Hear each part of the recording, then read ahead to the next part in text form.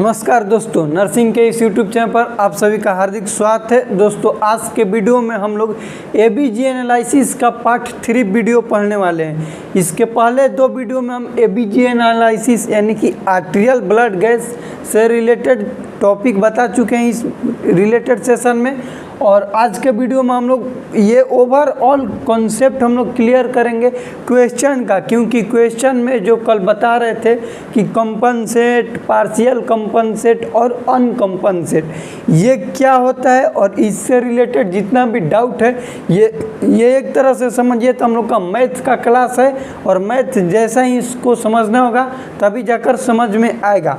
देखिए, हम लोग का अब टॉपिक यहाँ से स्टार्ट होता है। सबसे पहले जानिए ये रोम फार्मूला को आप लोग याद रखिएगा, ROME।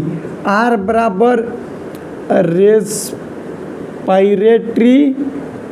और O बराबर अपोजिट, M बराबर मेटाबॉलिक और E बराबर इक्वल। क्या होगा? E बराबर इक्वल, यानी कि रेस्पिरेटरी अपोजिट होगा, मेटाबॉलिक इक्वल होगा। इसका कहने का मतलब कि रेस्पिरेटरी रिलेटेड टू कल बताए थे CO2, metabolic related to bicarbonate HCO3 bicarbonate. अब इसमें यह ध्यान आप लोग को देना है कि रेस्पिरेटरी अपोजिट, इसका कहने का मतलब ये है कि यदि कार्बन डाइऑक्साइड बढ़ेगा तो ब्लड का pH घटेगा। क्या? कार्बन डाइऑक्साइड यदि CO2 इंक्रीज होगा तो pH क्या होगा? डिक्रीज होगा। यदि CO2 डिक्रीज होगा तो pH इंक्रीज होगा। ठीक उसी प्रकार से मेटाबॉलिक में HCO3 यानी ये क्या? इक्वल, यानी कि ब्लड का pH बढ़ेगा तो HCO3 भी बढ़ेगा, और ये घटेगा तो ये भी घटेगा। ये हम लोग का फार्मूला होता है रोम का। किसका फार्मूला है? रोम का। आप लोग को एक क्वेश्चन, ये 4 क्वेश्चन लिखे हैं जिसमें से स्पेशल हम वीडियो बना रहे हैं, सिर्फ एक क्वेश्चन आप लोग को बताएंगे, बाकी तीनों आप लोग अपने से बनाइएगा। कॉन्सेप्ट को समझिए। दुनिया में कितना भी एबीजी एनालिसिस से रिलेटेड क्वेश्चन है आप लोग बना दीजिएगा। ये कंसेप्ट समझ गए। एक और कंसेप्ट समझिए। देखिए होता क्या है, ध्यान से समझिए। ब्लड का pH नॉर्मल कितना होता है? pH 7.35 से 7.45 होता है। PCO2 कितना होता है? 35 ले 45। HCO3 कितना होता है? 22 ले 27। अब थोड़ा ध्यान से समझिए कि कोई क्वेश्चन दिया हुआ है जिसमें pH दिया हुआ है 7.55, कितना दिया हुआ है? 7.55, जिसका बाइकार्बोनेट दिया हुआ है 55, जिसका बाइकार्बोनेट कितना दिया हुआ है? 55, और HCO3 दिया हुआ है उसका 45। कितना दिया हुआ है? 45। तो उस पेशेंट में कौन सा डिजीज कंडीशन चल रहा है एक्यूरेट बताना है। तो कैसे बताएंगे? थोड़ा सा कंसेप्ट से समझिए। हम लोग देख रहे हैं कि उसका pH बढ़ा हुआ है, pH भी बढ़ा है और कार्बन डाइऑक्साइड भी बढ़ा है, HCO3 भी बढ़ा है। तीनों बढ़ा हुआ मिले या फिर तीनों घटा हुआ मिले तो फार्मूला अप्लाई करेंगे रोम वाला। रोम कहता है कि रेस्पिरेटरी अपोजिट, कहने का मतलब कि यदि pH बढ़ रहा है, pH से लेके चलेंगे, कार्बन डाइऑक्साइड से ना। यदि pH को ज़्यादा प्रायोरिटी देंगे, जिधर pH चलेगा उधर कार्बन डाइऑक्साइड के घुसेड़ेंगे, ही ना कि जिधर कार्बन डाइऑक्साइड चल रहे उधर pH ना। रे बाबा ना, जिधर pH चलेगा यानी pH बढ़ रहा है तो कार्बन डाइऑक्साइड को कहेंगे कि तोरा घटे के पड़ी। यदि pH घट रहा है तो कार्बन डाइऑक्साइड को कहेंगे कि तोरा बढ़े के पड़ी। ये फार्मूला काम करते हैं, यानी कि pH के अनुसार ही इसमें चलना पड़ेगा।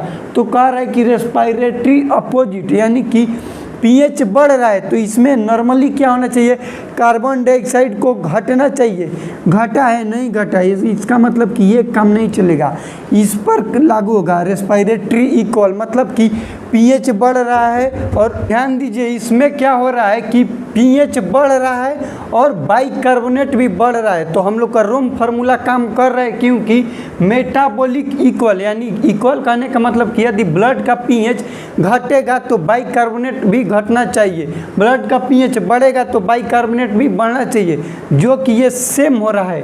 ये कंडीशन समझ गए। इसमें अब हम पार्शियल कंपनसेट, कंपनसेट और अनकंपनसेट कैसे पता करेंगे, तो इसके लिए जो चीज़ नहीं हो रहा है, जो शांत है, इसमें शांत कौन है, कार्बन डाइऑक्साइड शांत है, तो इसमें हम लोग ये देखेंगे कि क्या वो अपने नॉर्मल वैल्यू में रह के शांत है, या कम होके शांत है, या फिर ज़्यादा होके शांत है। तीन चीज़ देखेंगे। सबसे पहले देखेंगे कि क्या कम है, कम देखेंगे, बराबर देखेंगे, नॉर्मल वैल्यू में है, बराबर है, या फिर क्या है, ज़्यादा है। इसमें क्या है भैया, ज़्यादा है। ज़्यादा है कहने का मतलब कि नॉर्मल वैल्यू से निकल गया, कोशिश किया, नॉर्मल वैल्यू से निकल गया, कोशिश किया, लेकिन ब्लड के पीएच मान को क्या कर नहीं पाया, नॉर्मल नहीं कर पाया। यदि ब्लड के पीएच मान को बाहर निकला, नॉर्मल कर देता, 35 से 45 के बीच में कर देता, तो इसको कहते हैं हम लोग फुली कंपनसेट। क्या कहते हैं, मेटाबॉलिक है, मेटाबॉलिक फुली कंपनसेट।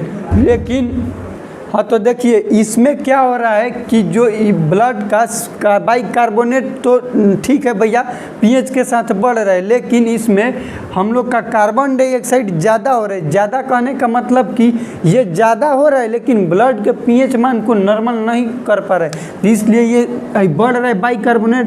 तो ये रिलेटेड हो जाएगा metabolic, bicarbonate related to metabolic कल बताए थे। और इसमें पीएच बढ़ रहा है, तो इसमें क्या हो जाएगा, एल्कालोसिस। क्या हो जाएगा, एल्कालोसिस। उसके बाद कंपनसेट है कि फुली कंपनसेट है कि पार्शियल, इसको कैसे पता करेंगे, तो इसके क्या कम हो रहा है, बराबर हो रहा है, या फिर ज़्यादा। कम होगा तो रोगवे नहीं होगा, बराबर होगा तो फुली, बराबर होगा तो फुली, और ज़्यादा होगा तो पार्शियल, पार्शियल नहीं, बराबर होगा तो अनकंपनसेट। क्या हो जाएगा, अन, बराबर होगा तो अनकंपनसेट, बढ़ गया तो पार्शियल, और कम है तो क्या हो जाएगा भैया, फुली। मत खोल, छो दे, रुक ना रे, बंद कर जल्दी। इसमें हम लोग का हो जाएगा पार्शियल, क्योंकि इसमें ज़्यादा हो रहा है, हो जाएगा पार्शियल कंपनसेट। ये हम लोग का रिलेटेड हो गया एबीजी एनालिसिस से। ये बचा हुआ 3 क्वेश्चन आप लोग कल बनाइएगा। तो वीडियो कैसा लगा प्लीज़ कमेंट सेक्शन में बताइएगा। चैनल पर नए हैं तो चैनल को सब्सक्राइब करें। मिलते हैं अगले वीडियो में, तब तक के लिए जय राम जी की। और अगला वीडियो हम लोग का 1 शॉट आएगा एबीजी एनालिसिस से रिलेटेड, पूरा 1 घंटा के, जितना बताएं सारा चीज़ एक ही वीडियो में हम बता देंगे, तो उस वीडियो को भी आप लोग देखिएगा ज़रूर।